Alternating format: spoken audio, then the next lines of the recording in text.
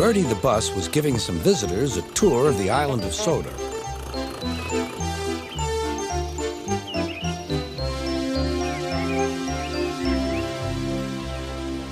It was their last afternoon, and Edward was preparing to take them to meet Bill and Ben. He found it hard to start the heavy train. Did you see him straining? Asked Henry. Positively painful, Remarked James. Just pathetic, Grunted Gordon. He should give up and be preserved before it's too late. Shut up, burst out Duck. You're all jealous. Edward's better than any of you. You're right, Duck, said Boko. Edward's old, but he'll surprise us all. I've done it. We're off. I've done it. We're off, said Edward as he finally puffed out of the station.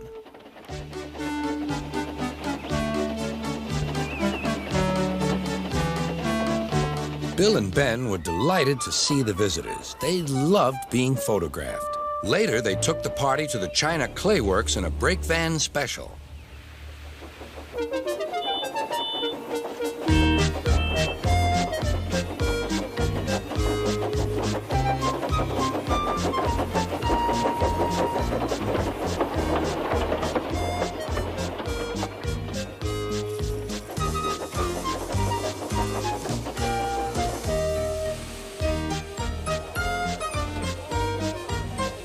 Everyone had a splendid time, and the visitors were most impressed.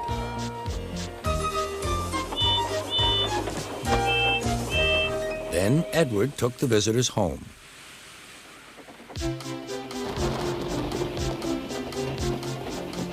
On the way, the weather changed. Wind and rain buffeted Edward. His sanding gear failed, and his fireman rode in front, dropping sand on the rails by hand. Suddenly, Edward's wheels slipped fiercely, and with a shrieking crack, something broke. The crew inspected the damage. Repairs took some time. One of your crank pins broke, Edward, said his driver. We've taken your side rods off. Now you're like an old-fashioned engine. Can you get these people home? They must start back tonight. I'll try, sir, promised Edward. Edward puffed and pulled his hardest, but his wheels kept slipping and he could not start the heavy train. The passengers were anxious. The driver, fireman, and conductor went along the train, making adjustments between the coaches. We've loosened the couplings, Edward. Now you can pick up your coaches one by one, just as you do with freight cars. That'll be much easier, said Edward. Come on, he puffed and moved cautiously forward. The first coach moving helped to start the second, and the second helped the third.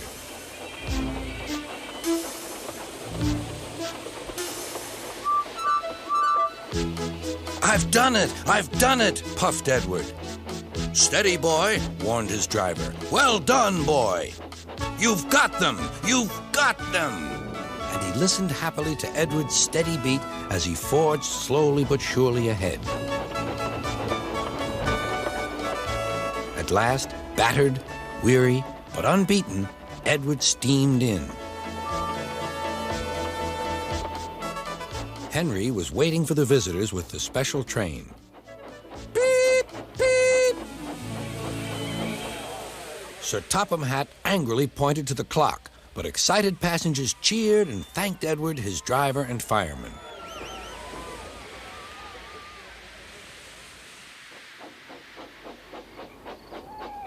Duck and Boko saw to it that Edward was left in peace. Gordon and James remained respectfully silent.